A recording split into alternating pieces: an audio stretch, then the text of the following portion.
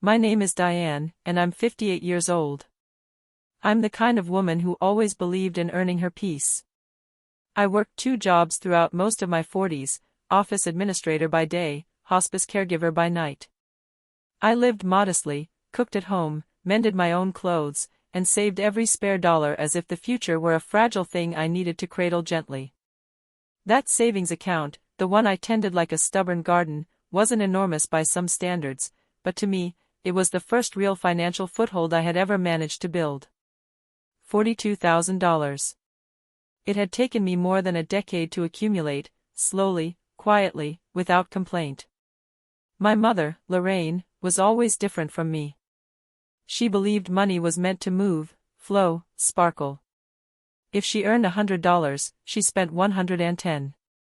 If someone gave her a gift card, she'd find a way to spend twice its value. She wasn't irresponsible in the malicious sense, she just lived in a world where consequences always happened to other people. She had a way of speaking about my savings that made me uncomfortable, though I could never quite explain why. She'd pat my hand and say things like, "It's good you're putting money aside. Keeps the family strong." Or, "At least we know you're securing our future." That tiny word had always lodged itself under my ribs. Still, she was my mother. And at 58, I wanted to believe, needed to believe, that we were past the complicated years. The arguments about boundaries. The unspoken debts. The emotional bookkeeping. Life had settled into a rhythm. A peaceful one. I lived alone in my little townhouse on Birchwood Avenue. I tended my herb garden. I had a quiet morning routine, wake at 6, make tea, check the news, and glance at my bank balance, always the same comforting number. Until the morning it wasn't. That day began like any other. I clicked open the banking app on my phone without even thinking. The air smelled like chamomile and lemon. A small bird hopped along my kitchen windowsill. Everything in the world felt steady. Then I saw it. My balance was $42,000 lower than it had been the night before. I blinked. Rubbed my eyes. Refreshed the page. Not a glitch. Not a transfer pending. Not a misread decimal. $42,000. Gone. Overnight. A single withdrawal note sat beneath the transaction, family emergency. For a moment, I forgot how to breathe. I stared at the words as if staring long enough would force them to rearrange themselves into something rational. Something lawful. Something kind. Family emergency. I hadn't had an emergency. No one had called. No one had texted. No one had been hospitalized, arrested, stranded, or devastated. I felt pressure building behind my ears, the kind that comes before tears or a scream or both. But instead of collapsing, I did what I always do. I went still. Stillness is my instinct for survival. I sat down. I inhaled. I exhaled. And I whispered the question aloud, as if the empty kitchen might answer me. Who would do this? But as soon as I asked it, dread coiled in my stomach, because I already knew. I knew exactly who believed my savings belonged to the family. I knew exactly who thought emergencies were whatever she needed them to be. And I knew exactly who had recently mentioned wanting to visit Aruba.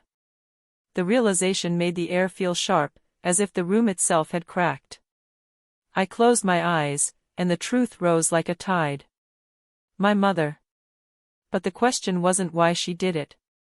The question was how she got into my account. And that was the thought that sent me grabbing my keys, walking out the door, and heading straight to the bank, because this wasn't just a betrayal. It was access. Unauthorized, illegal access. And whatever I was about to uncover, I had a feeling it was only the beginning. At the stoplight before the bank, my phone buzzed with a text from my mother. 5 words that froze my entire body. I'll explain everything later. Approximate, 625 words. I didn't open her message again after reading it the first time. In fact, I refused to let myself read it more than once. My mother's explanations had historically been the kind that unraveled into guilt, emotional traps, or rewritten timelines, whatever kept her from sitting in the discomfort of her decisions. But this wasn't a misunderstanding. $42,000 doesn't evaporate by accident. And the fact that she had texted within an hour of the withdrawal told me something chilling. She knew she'd been caught. The bank's parking lot shimmered in the morning heat as I pulled in. It was one of those warm days that felt wrong, as if the weather were mocking the storm in my chest. I walked into the branch with slow, deliberate steps, the kind I took when I needed my heartbeat to behave but it refused. A young teller named Jasmine greeted me with a polite smile. "How can I help you today?" "I need to speak to your manager," I said. "Immediately." Something in my voice made her expression shift from courtesy to concern. She guided me to a private service desk and said she'd get him right away. A few minutes later, a tall man with soft gray hair approached. His badge read Michael Farley, branch manager. "Ms. Collins?" he asked gently. "I understand you're dealing with an unauthorized withdrawal." I nodded. Words still felt dangerous, like if I said too much too fast, I might burst. He invited me to sit. His tone was practiced, soothing, but not dismissive. This was a man who had walked people through crises before. "I saw a $42,000 transfer out of my savings account," I said. "It wasn't me. I didn't authorize it. I need to know how this happened." He folded his hands. "We take these situations very seriously. Before we proceed with reversing the transaction or starting a fraud report, I need to confirm a few account details." "Of course." He typed for a moment, scanning the screen. Then he looked up with a question that made my stomach plummet. "Just to verify, your mother is the authorized user on this account, correct?" Everything inside me went cold. "No," I said. "She is not." He frowned. "She's listed as having online access permissions. It shows the authorization was added last November." Last November. 3 months after she'd helped me clean out my garage. 2 weeks after she stayed the night because her water heater failed. 1 day after she'd asked me, casually, what my bank's login page looked like on my computer. My throat went dry. "I never added her," I said. "I never gave her permission." He nodded slowly, the kind of nod people use when they see something alarming behind the curtain. "There was also an online banking login from a new device yesterday evening," he continued. "Same user credentials. Same password." I felt heat rise inside me, anger, humiliation, betrayal, but atop all of it sat a deeper grief. My mother had not only taken the money. She had planned it. She had monitored my life closely enough to know when to strike. Michael spoke again. "Ms. Collins, do you share your passwords with anyone?" "No," I said. "But she has watched me type before. She has a way of hovering." He nodded with understanding. "Unfortunately, this kind of thing happens more often than you'd expect with families." Families. Funny how that word could feel like a bruise. "Can the withdrawal be reversed?" I asked. "Possibly. But first, because this account has an unauthorized access issue, we need to initiate a formal identity verification requirement for all future transactions. It's a process that will immediately flag the account and prevent further unauthorized use." A thought surfaced. Sharp. Clear. Necessary. "Do it," I said. "I want that verification on every transaction." His fingers flew over the keyboard. "The system will now require government-issued ID for any user attempting access, online or in person. Even for previously recognized devices." Good. For the first time since the nightmare began, I felt the faintest tug of control returning to my hands. But as he continued speaking, a new question formed. If my mother had taken the money last night, where was she now? My phone buzzed again. A photo appeared. My mother. On a beach. Holding a cocktail. Caption: "Aruba is beautiful." Don't worry so much. I wish I could tell you I was shocked. Truly shocked. But families don't create wounds overnight. Mine had been carving small, careful lines into me since childhood. My mother wasn't a villain. Not in the fairy tale sense. She was charming, clever, magnetically social, and utterly allergic to accountability. To the outside world she was delightful. Inside the home, she was a storm, strong enough to rearrange all the furniture but gentle enough afterward to insist you imagined the wind. Growing up, I was the quiet one. The responsible one. The interpreter of moods and manager of crises. My father died when I was 13, and from that moment forward, I became the emotional adult in the household. My mother mourned loudly, theatrically, publicly. But she also mourned by spending. New drapes. New wardrobe. Weekend trips. Life is short, she'd say, waving a receipt like a flag of freedom. We deserve joy. But joy always had a price, and somehow it was always mine. When I got my first job, she borrowed money for groceries, and returned it months later with a breezy, "You're so good with finances, darling. You hardly missed it." When I moved into my first apartment, she suggested I put the utilities in my name, for simplicity, though she lived there longer than planned and didn't always pay her half.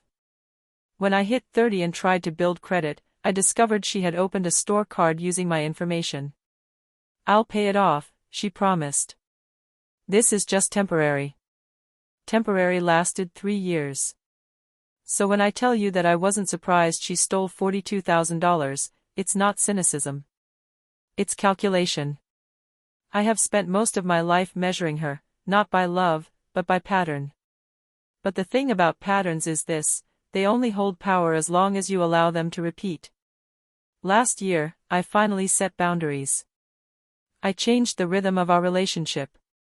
I stopped paying her bills, temporarily, stopped rearranging my schedule to accommodate her whims, stopped pretending her choices were accidents. She didn't like it. She called me cold. She called me ungrateful. Once, in a moment of theatrical despair, she told me I had abandoned family values. But what she meant was, "You stopped making me the center of your world." Looking back, I think that was the moment she decided my savings weren't mine, because in her mind, they had never been mine. They were simply funds stored in an unfortunate location. And yet, even with all this history, there was part of me that had believed she would never cross this line. Not this one. Not at 58. Not after everything I'd built. But people don't change simply because you hope they will. As I drove home from the bank, her Aruba photo still open on my screen, I felt the ache of that truth settle in my bones. She had taken my money. Spent it on a luxury vacation. Lied to me. And expected me to absorb the blow quietly. She still believed I was the same girl who fixed her problems and absorbed her debts. She didn't know the woman I had become. She didn't know the calm, decisive strength I had cultivated. And she certainly didn't know what I was about to do next. When I pulled into my driveway, there was a voicemail waiting. It was from the bank. The manager's voice was tense. "Ms. Collins, something new just came up. You need to call us back immediately." I called Michael back before I even stepped out of the car. The engine hummed beneath me as the line rang once, twice, then clicked. "Ms. Collins," he said, "thank you for calling. We've discovered an additional detail." My grip on the steering wheel tightened. "Go on." "We reviewed the security footage from yesterday evening. The withdrawal was initiated online, but the system logged a secondary action, an attempted follow-up at a physical branch." "What kind of follow-up?" "A form requesting a permanent authorization change to your account. One that would have added your mother as a full account holder." My breath caught. Did it go through?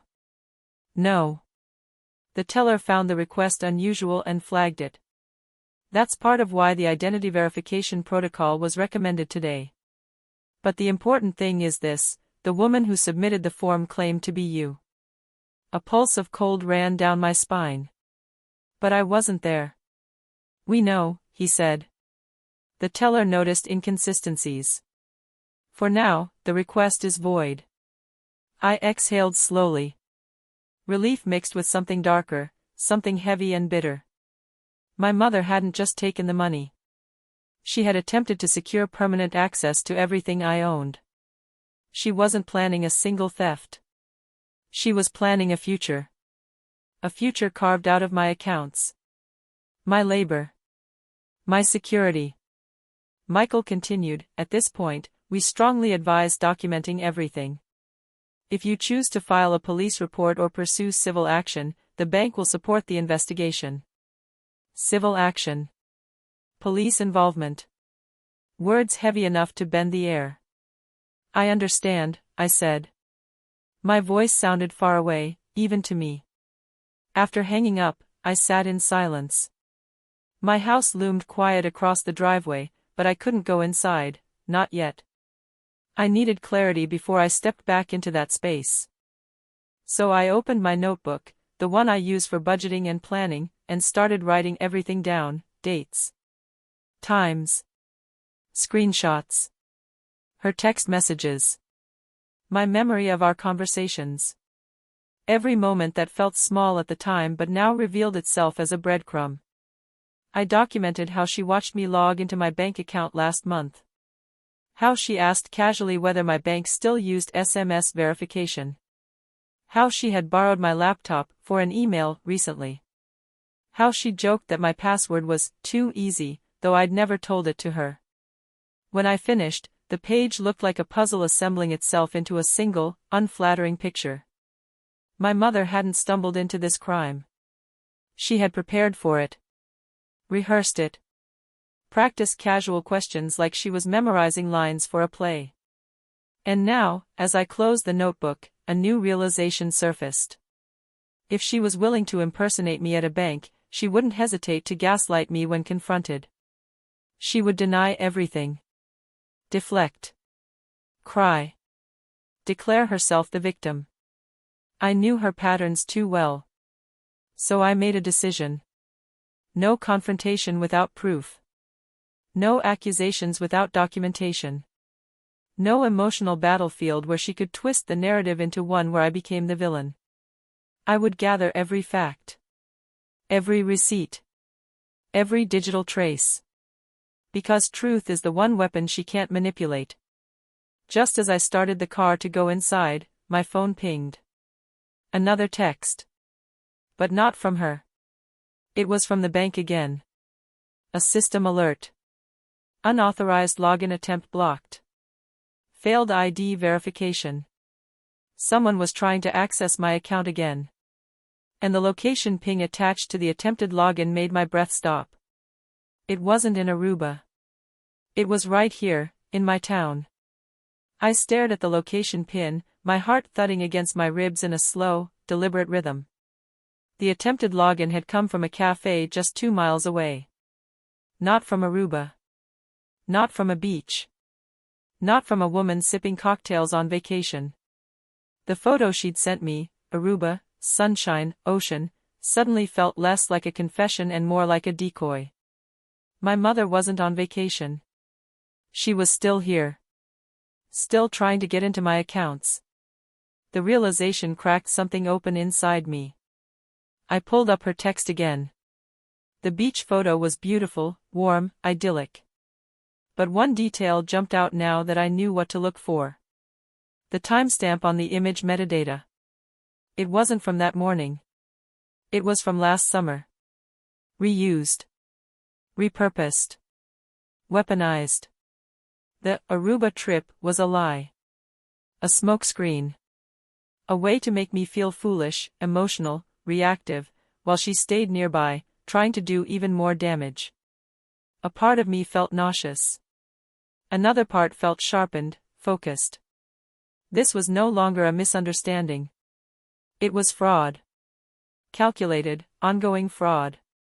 I took a steadying breath, opened my notebook again, and added this new detail. As I wrote, my phone buzzed once more, this time a voicemail transcription. From the attempted access center at the bank. Another failed login attempt. Verification ID required was not provided. Account locked from repeated unauthorized access. 3 attempts in 1 hour. She was panicking. Or desperate. Or both. And then, as if the universe wanted to twist the knife of truth a little deeper, another message came through. From my mother. Stop freezing the account. You're making things worse. She wasn't even pretending anymore. Not really. Not to me. My entire chest tightened. I typed one sentence back. What things? I watched the dots appear. Disappear. Reappear. She was writing and deleting repeatedly, trying to craft something. Trying to regain control.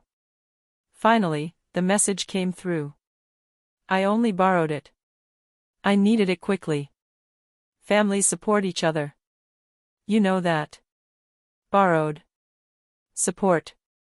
The same vocabulary she'd always used to disguise exploitation. I didn't respond.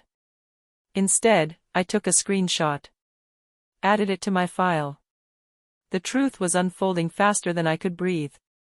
But it wasn't chaotic, it was clarifying. Every lie she told painted the picture more clearly. Every attempt to access my account tightened the legal rope around her choices. And then came the final revelation. A second message. I had to move the money because I'm being audited. If they see I have nothing, they'll come after you. I did this to protect us. Protect us. She'd turned theft into heroism, at least in her mind. But I recognized the tactic. Fear. Urgency. Moral reframing. Classic manipulation. And yet, beneath her rhetoric, one detail stood out: she wasn't audited. I knew this because she'd told me last week that she hadn't filed taxes in over a year. Her story was unraveling. I wrote everything down. By the time I finished documenting this wave of revelations, I knew what I needed to do next. Go back to the bank. Request a full fraud dossier. And prepare for the confrontation, not fueled by anger, but by facts. By calm. By the truth she could no longer bend. But just as I stood up to leave, another alert popped up. Identity verification triggered at branch. User failed to provide matching ID. Someone had just tried to walk into the bank again. This time, not claiming to be me. Claiming to be the authorized relative. A relative who no longer existed in the system because I had removed her access just hours ago. And as I walked toward my front door, I saw a shadow on my porch. A silhouette. Waiting. My mother. She stood on my porch with her arms folded, as if she were the one waiting to deliver justice. I paused at the bottom of the steps, letting the distance work in my favor. Confrontations are never won by proximity. They're won by clarity. Her expression was tense, jaw clenched, mouth tight, eyes darting between anger and anxiety. She wore sunglasses despite the shade, and her posture told me everything. She wasn't here to apologize.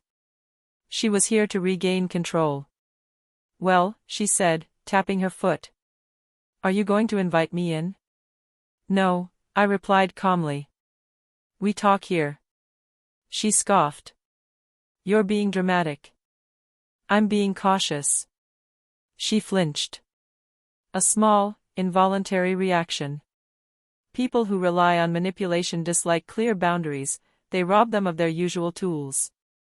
I hear, I continued, that you've been visiting the bank. Her lips tightened. They're completely incompetent. I told them I needed access to manage our family finances.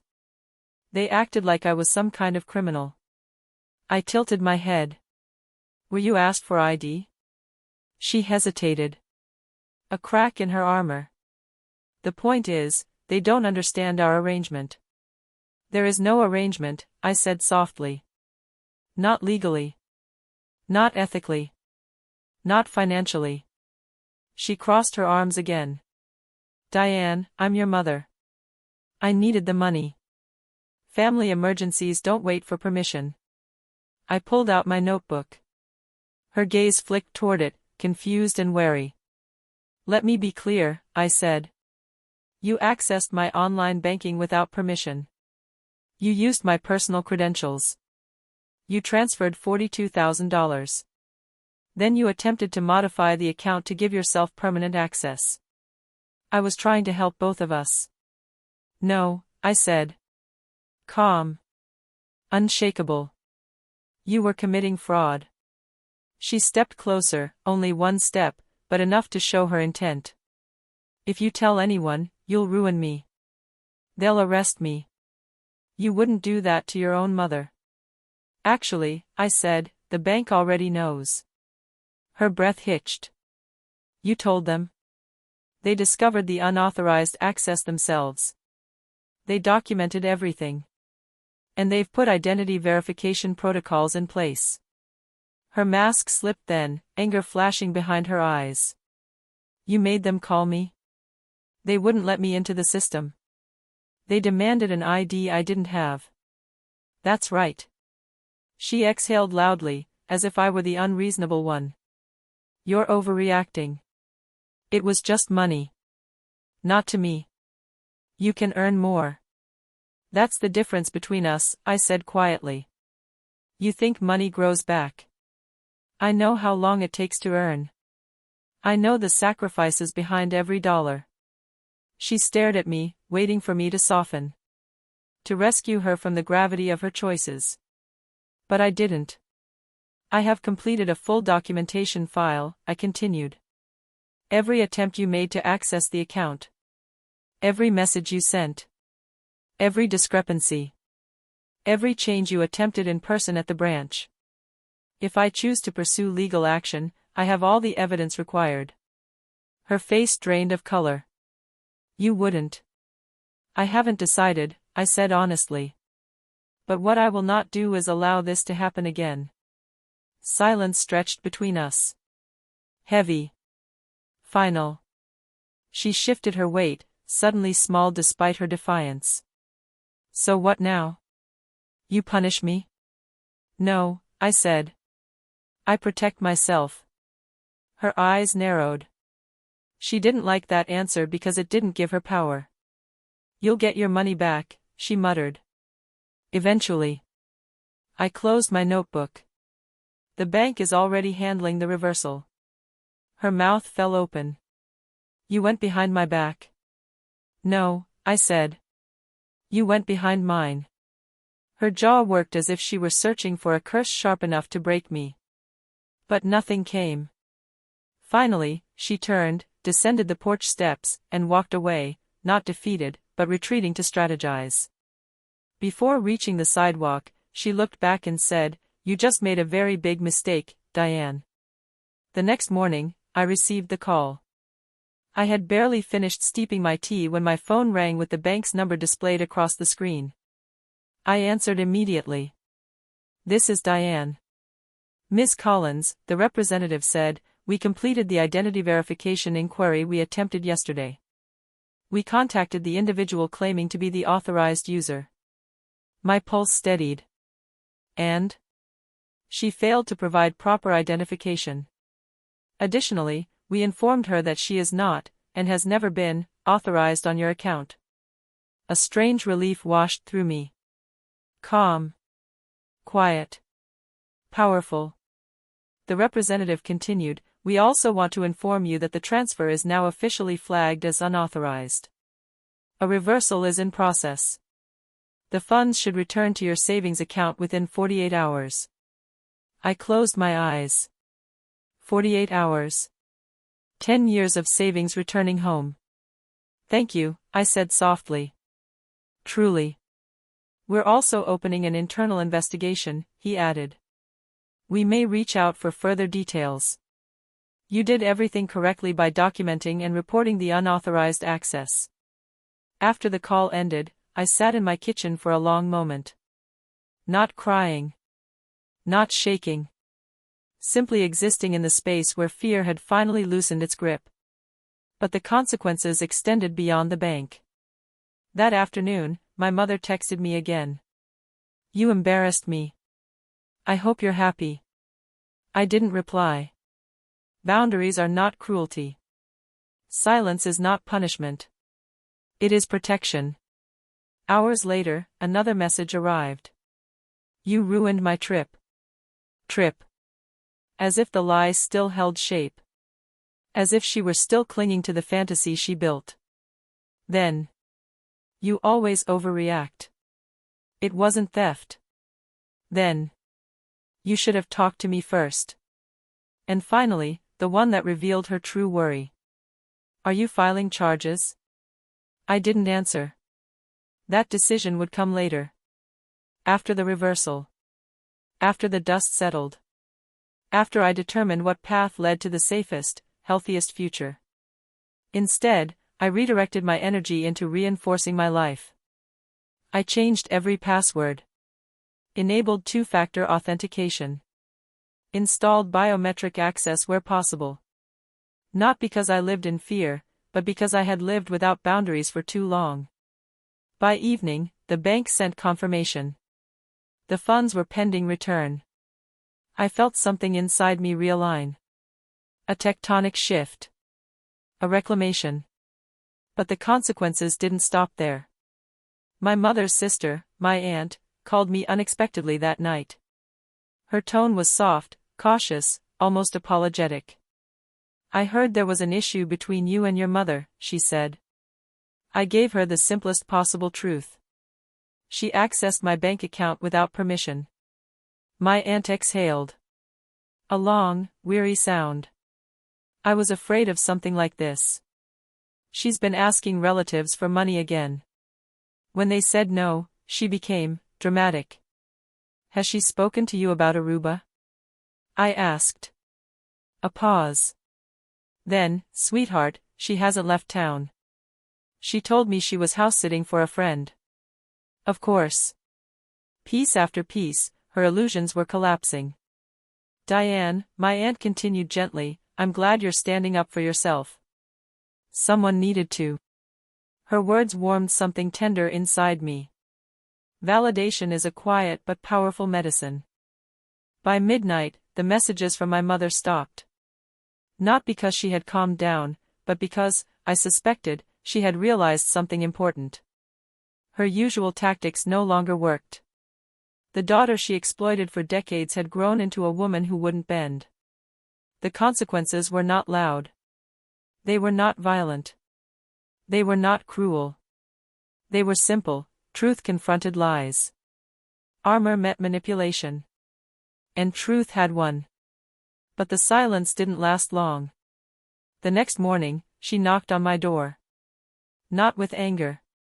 With something far more unsettling, a smile. She stood on my porch again, but this time her posture had changed. Her shoulders were relaxed. Her smile was warm in the way a sunlamp is warm, bright but artificial. Good morning, she said, as if we were neighbors exchanging pleasantries. I didn't invite her in. I stepped outside and closed the door behind me. What do you need? I asked. She clasped her hands together. I came to clear the air. I think we both overreacted. I didn't respond. Silence has power. She felt it immediately. Her smile faltered. I just mean, families argue. Things get blown out of proportion.